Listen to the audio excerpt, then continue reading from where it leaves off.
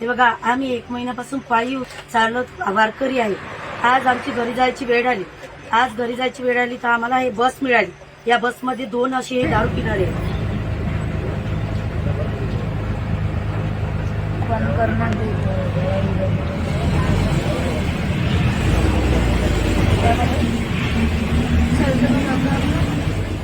हे असे पडले, इथं बसून होता तो, पूर्ण पडून खाली गेला. सगळा हा मुलगा घाबरला त्याला. त्याच्यानंतर आमची अशी व्यवस्था आहे की आम्ही बाहेर पण जाऊ शकत नाही, कारण सर्व लेडीज आहेत आणि बाहेर अंधार आहे, पाऊस चालू आहे. कुठं बसावं आम्ही? जर हे असंच करत राहतील तर कसं व्हावं या वारकऱ्याचं, कसं व्हावं या मुलींचं? शाळेवाले मुलं आहेत, मुली आहेत, काही लेडीज आहेत, कसं व्हावं? रामकृष्ण.